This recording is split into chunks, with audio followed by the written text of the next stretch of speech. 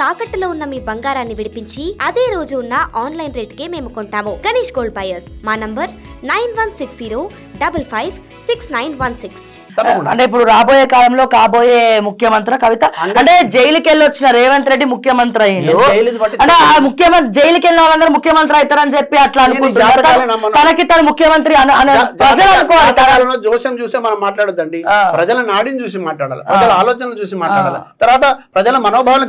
నేను కొంతమందిని తీసుకొచ్చి ఒక 1000 రూపాయలు ఇచ్చి సీఎం అని అరవమని చెప్తా, వాళ్ళు అరుస్తారు, అట్లనే డబ్బులు ఎరేసి అరిపిస్తారు అనుకోవచ్చా? నేనేమంటున్నా అంటే ఇక పేర్లు మాట్లాడదు కానీ ఇక్కడ కూడా చాలా మంది అనిపించుకున్నారు, కాలేకపోయినారు. చరిత్రలో చాలా మంది అవ్వాలనుకున్నారు కానీ కాలేకపోయినారు.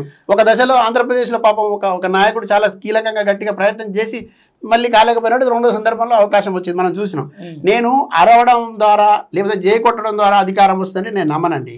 తర్వాత ప్రజలతో పాటు వాళ్ళ మమేకమై అనేక సంవత్సరాలు వాళ్ళ జీవితంతో ముడిపడి ఉన్నటువంటి అంశాల పరిష్కారం కోసం కృషి చేసే వాళ్ళను మనసుకు పెట్టి చూసే వాళ్ళను గుండెలకు హత్తుకునే వాళ్ళను, ఆ సమస్యను తన సమస్యగా భావించి ప్రయత్నం చేసే వాళ్లకు అధికారం ఇస్తారు తప్ప ఇట్లా కళ్ళబొల్లి మాటలకు ఇవ్వరు. ఒకవేళ కళ్ళబొల్లి మాటలు చెప్తే అధికారం ఇచ్చిన వాళ్ళు కూడా ఇప్పుడు మనం కొన్ని చూస్తూ ఉన్నాం. గవర్నమెంట్ 2 ఏళ్లలోనే తేలిపోయింది.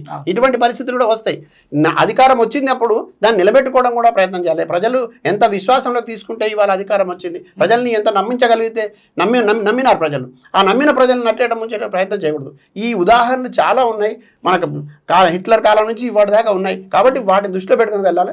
మీరు అడిగిన దానికి నేను ఒక అభిమానిగా, ఈ ఉద్యమకారుడిగా, ఇక్కడ ఉన్నటువంటి ఉద్యమ బిడ్డగా చెప్తా ఉన్నా, తప్పకుండా కవితక్క ఈ రాష్ట్రానికి ముఖ్యమంత్రి కావాలని నేను బలంగా కోరుకుంటాను. అంటే పార్టీ కూడా పెడతారు. నేను ఇప్పుడు రాజకీయ శక్తిగా ఖచ్చితంగా వెళ్ళబోతుంది. రాజకీయ శక్తిగా ఉంటాం తప్పకుండా. ఇక్కడ ఉన్నటువంటి పరిస్థితిలో రాజకీయ శక్తిగా నిలబడేటువంటి ప్రయత్నం తప్పకుండా చేస్తాం. ఏదో ఒక రోజు తప్పకుండా అవకాశం వస్తుంది. ఓకే.